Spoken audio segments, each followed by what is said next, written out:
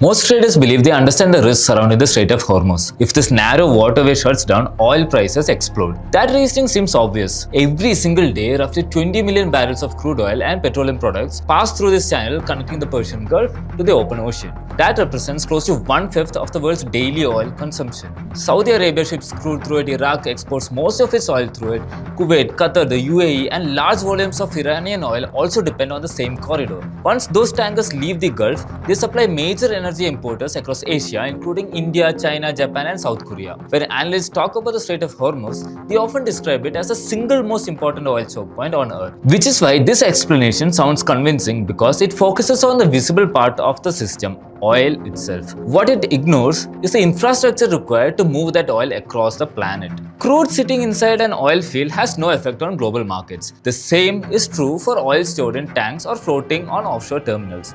Oil only becomes part of the global supply chain when it is loaded onto a vessel and transported thousands of kilometers to refineries and trading hubs.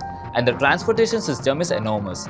Every single day, hundreds of specialized tankers move across the world's oceans carrying crude and refined petroleum products. The largest vessels, known as very large crude carriers, can transport 2 million barrels of oil in a single voyage. These ships depend on an entire ecosystem operating behind the scenes. Shipping companies that manage the vessels, ports that load and unload the cargo, global commodity traders that arrange the contract, and a critical industry that most people rarely think about, maritime insurance.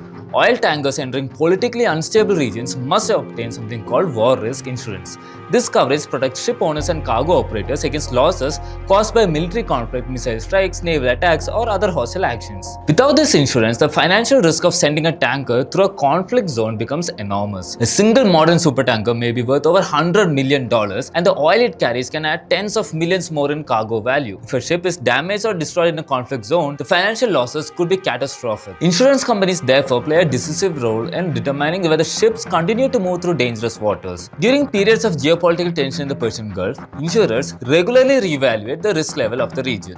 If they believe the probability of attacks has increased, they raise war risk premiums dramatically. In previous crises in the Middle East, the cost of insuring a tanker entered the Gulf has jumped 10 times higher within days. A voyage that previously required modest insurance fees suddenly demands hundreds of thousands of dollars in additional coverage. At that point, shipping companies begin reconsidering their routes. Some vessels delay departure, others wait outside high-risk areas until security escorts are available. Freight contracts must be renegotiated to account for this higher risk. Insurance approvals take longer. Ports begin experiencing congestions as ships queue for safe passage. But none of this means the oil has disappeared. Oil fields continue pumping. Storage tanks remain full and strategic reserves still exist in many large countries.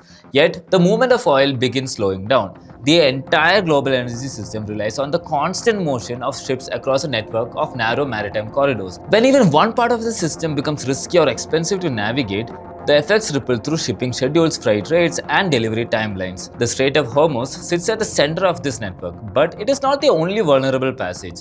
Global energy trade flows through several major checkpoints. The Suez Canal connects the Mediterranean Sea with the Red Sea and allows cargo traveling between Europe and Asia to avoid the long journey around Africa. South of the canal lies the Bab el-Mandeb Strait, a narrow gateway between Yemen and Horn of Africa through which all must pass before reaching the Suez Canal. Further east is the Strait of Malacca, one of the busiest shipping routes on Earth and the primary path for energy shipments heading towards East Asia. Each of these choke points handles massive volumes of global trade every single day. When geopolitical tensions begin affecting several of these corridors simultaneously, the stress inside the shipping system grows quickly. Insurance costs spread across entire regions and freight rates surge. For traders and financial markets, these logistical signals often appear before major movements in oil supply itself. Shipping indices climb, energy transport costs rise, commodity traders begin adjusting delivery contracts, oil futures react as markets anticipate tightening supply chains. In other words, the first shock of a Strait of Hormuz crisis does not necessarily come from oil vanishing overnight.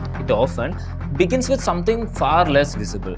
The ships that carry the world's energy slowly start moving differently.